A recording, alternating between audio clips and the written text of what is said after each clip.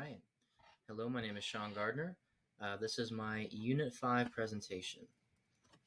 So first I want to discuss the topic I chose. And the first topic I chose was how are religion and magic related and how are they different?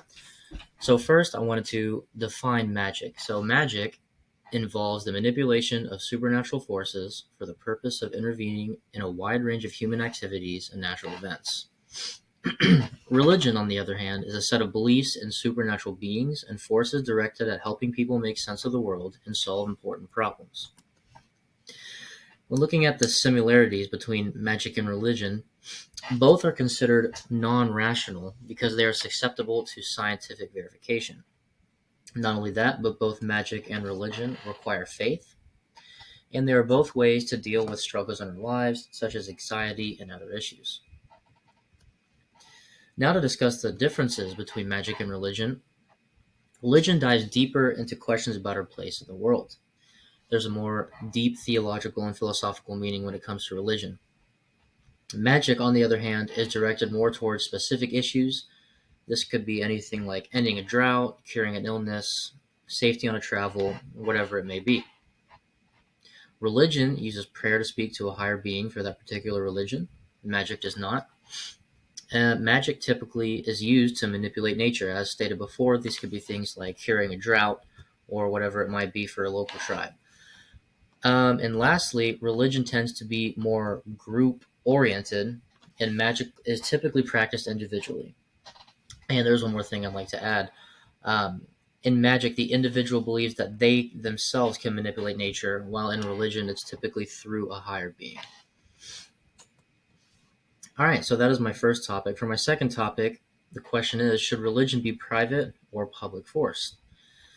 So there are countries with religious freedoms, and there are some countries that have restrictions, religious persecutions, and required religious practices. The United States is a good example of a country that has religious freedom.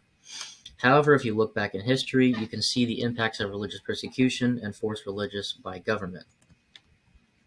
So the first thing I want to discuss when talking about this topic is that religion is a net good for society. So Andrietta and Ferraro from our textbook says, under certain circumstances, religion can play an important role in transforming a society. One great example brought up in the text was how the Catholic Church helped to influence taking down the communist government in Poland. Here I've made a list of just a few countries to give you an example of countries that practice religious persecution or forced religion. Some of these include Saudi Arabia, North Korea, Pakistan, Iran, Sudan. These are just a few examples of some popular countries that you might recognize. Taking away religious freedoms has unexpected consequences. So here I talk about how most religious groups perform acts of charity and services.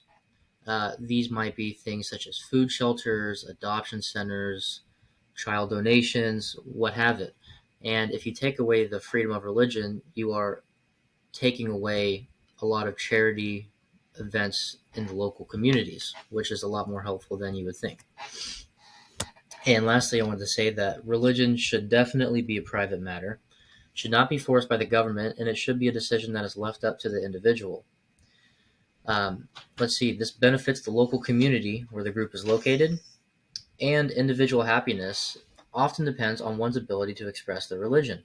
If you're in a country where you can't freely express your religion, you might not be willing to participate in the community as much, and you might not even be able to participate in the community, given the rules of the country.